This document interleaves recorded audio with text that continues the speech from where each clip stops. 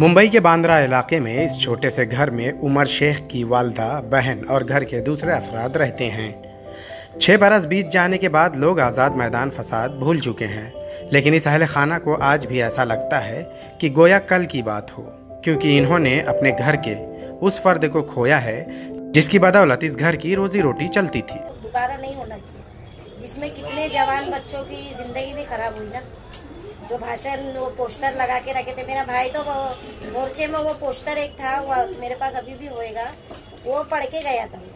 उमर शेख भी लोगों के साथ आज़ाद मैदान इसलिए पहुंचे थे कि सोशल साइट्स पर बर्मा के मुसलमानों पर होने वाले जुल्म की वीडियो उन्हें भी दिखाई गई थी और मुकामी लोगों ने इसके लिए उन्हें मद्दऊ भी किया था।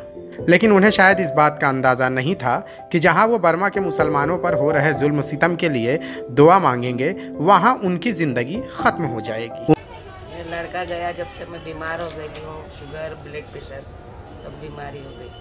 को धंधे भी नहीं लगाने देते, पुलिस बहुत परेशान कर रही है। उमर के भाई का कहना है कि जब आज़ाद मैदान का माहौल ख़राब हुआ तो वो वहाँ से निकल चुके थे। उमर भी घर के लिए आ रहे थे, लेकिन पुलिस की एक गोली सीधे उन्हें आकर लगी।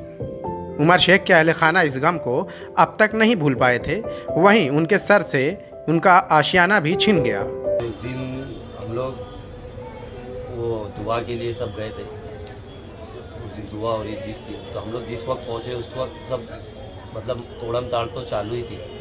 उस वक्त जब हम लोग स्टेशन से उतर कर बाहर गए, जब डीसीपी की गाड़ी है जो पुलिस की गाड़ी तोड़म ताड़ी जब चल ही रही थी, तो हम लोग भी पहुँचे। उस टाइम पे बहुत भगदड़ हो रही थी। फिर उसके वक्त जो एक और लड़का जिससे गोली लगी थी, उसको भी मेरे सामने ही गोली मारा गया था बस स्टॉप के पास। फिर अब भाई से एक ही बार मुलाकात हुई थी कि बस तू चल मैं चल, वो मुझे बोला तू जा स्टेशन गया, तो वो भी मैं निकला। मैं बस निकल के स्टेशन तक पहुंचा हूँ, ट्रेन पकड़ के मस्जिद बंदर तक गया, तो उसकी खबर आ गई कि उसको गोली लग गई। अभी हम लोग के घर टूटे 2017 से, अभी हम लोग एक ही घर में सब रह रहे। मेरी फैमिलियों के मम्मी, दीदी की फैमिली, बच्चे बड़े हैं। हम लोग का घर के आज 13-14 महीना हो गए तोड़ के अभी मिलेंगे 1 महीने बाद, 15 दिन बाद, 20 दिन बाद।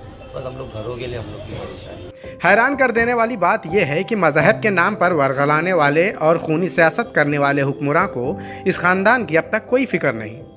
कुछ लोग कौम की ठेकेदारी करते हुए ऐशो इशरत की जिंदगी गुजार रहे हैं, लेकिन ये खानदान उमर की मौत के बाद मुफलिसी और बदहाली की जिंदगी गुजारने पर मजबूर है। उनसे अब हम यही उम्मीद चाहते हैं, जैसे आप भड़काते हो, बच्चों को बहकाते हो, उनकी फैमिली, बच्चे जाने के बाद उनकी फैमिली के ऊपर क्या गुजरता है, कभी आपने झांके क्या के? जो हमारी फैमिली का अभी कंडीशन चल रहा है, मेरा भाई था वो बहुत सपोर्ट था हम लोग के लिए। आज़ाद मैदान फसाद सन 2012 में हुआ था। इस मामले में 17 नामजद लोगों के खिलाफ FIR दर्ज हुई थी। बाद में मुलजमीन की तादाद 5000 हो गई थी। इस फसाद में मीडिया की OB वैन भी जला दी गई थी। सहाफ़ियों के साथ साथ पुलिस वालों पर भी फसादियों ने हमले किए। इस फसाद में 3.5 करोड़ रुपए की सरकारी इमलाक का नुकसान हुआ था।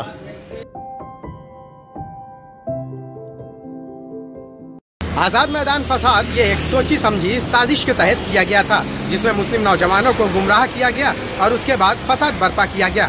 लेकिन हैरान कर देने वाली बात यह है कि जिन नौजवानों के जरिए फसाद बर्पा करवाया गया, वो नौजवान आज भी मुफलिसी की हालत में अपनी ज़िंदगी गुजार रहे हैं, जबकि जिन लोगों के कंधों पर इस फसाद की जिम्मेदारी थी, वो लोग आज भी सरेआम घूम रहे हैं।